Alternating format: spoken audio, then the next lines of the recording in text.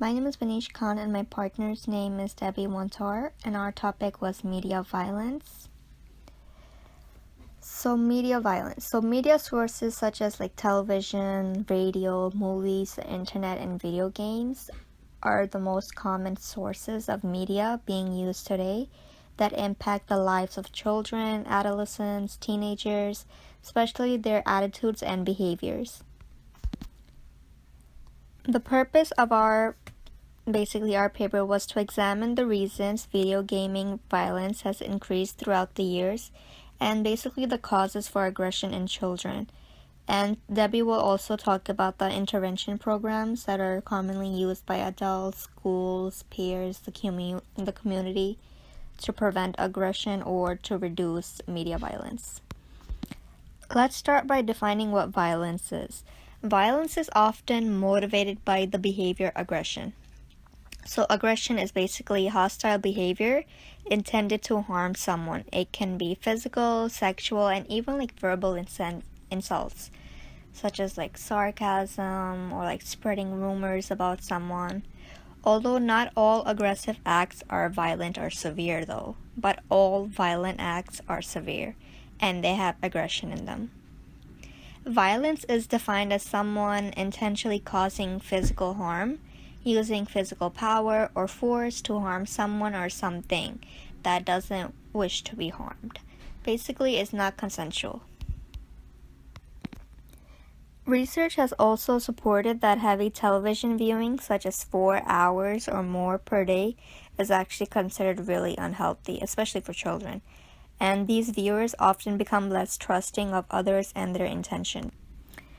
Violent behaviors can influence children and they can develop schemes about what is considered normal in their head, but in reality it's actually violent and hostile behavior that is not considered normal.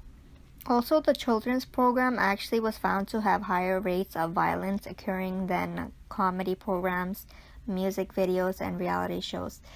I remember when I used to watch Tom and Jerry, at that moment I don't remember it being violent, but now when I think about it, there's so many times they were chasing each other, attacking each other with knives, and just trying to harm each other. And at that time I thought it was normal, but it's actually not. There was a relationship found between exposure to violent media and aggressive, violent, and other non-pro-social behaviors, such as lack of empathy and compassion for others and reduced desires to help others in need. So basically, this was a negative relationship that was found. It wasn't positive, and a negative relationship was found between exposure to violent media and aggressive, violent, and other non-pro-social behaviors, such as lack of empathy and compassion for others, and also reduced desires to help others in needs. Often when playing violent video games, the player takes the role of a killer rather than the victim, which requires feeling empathy. The player views others in the external world as dangerous, and their perspective begins to change negatively. I remember when I was 13 years old, I used to play Grand Theft Auto before. It was very common back then and popular at that time.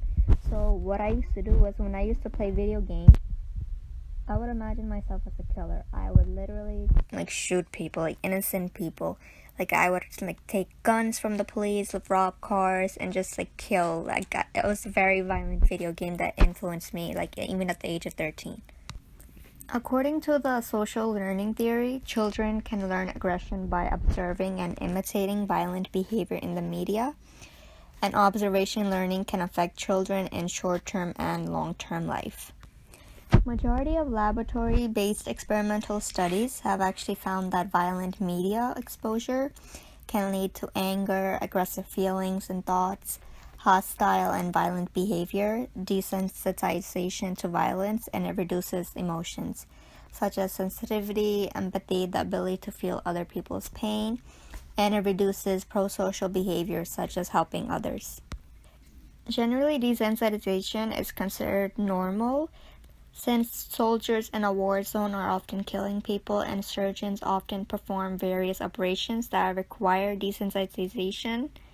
However, in the case with children, the process actually comes with time and is unconsciously used when the viewers, the children, see media violence being portrayed as fun and harmless.